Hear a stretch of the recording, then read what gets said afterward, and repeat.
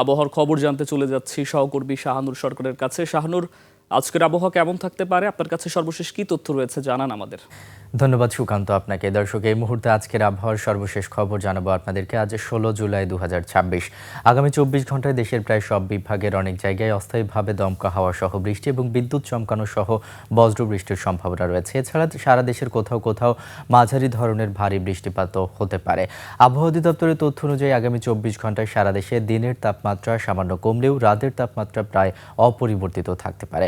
এই মুহূর্তে রাজধানী ঢাকা সহ দেশের বিশেষ কিছু অঞ্চলের তাপমাত্রার কথা বললে দেখতে পাচ্ছি, রাজধানী ঢাকার এই মুহূর্তের গড় তাপমাত্রা রয়েছে 29 ডিগ্রি সেলসিয়াস। ময়মনসিংহের তাপমাত্রাও রয়েছে 30 ডিগ্রি সেলসিয়াস। বগুড়াতে একই তাপমাত্রা বিরাজ করছে 30 ডিগ্রি সেলসিয়াস। রংপুরের তাপমাত্রা দেখতে পাচ্ছি 30 ডিগ্রি সেলসিয়াস। রাজশাহীতেও 30 ডিগ্রি সেলসিয়াস তাপমাত্রা রয়েছে। মাদারীপুরে দেখতে পাচ্ছি 30 ডিগ্রি সেলসিয়াস। কুমিল্লাতে তাপমাত্রা রয়েছে 30 ডিগ্রি সেলসিয়াস। সিলেটেও একই তাপমাত্রা বিরাজ করছে 30 ডিগ্রি সেলসিয়াস এবং চট্টগ্রামের তাপমাত্রাও কিন্তু রয়েছে 30 ডিগ্রি সেলসিয়াস। আজ সকাল 6টায় ঢাকার বাতাসের আপেক্ষিক আর্দ্রতা রেকর্ড করা হয়েছে শতকরা 93%। আজ ঢাকায় সূর্যোদয় হয়েছে 5টা 20 মিনিটে এবং আজ ঢাকায় সূর্যাস্ত হবে 6টা 49 মিনিটে।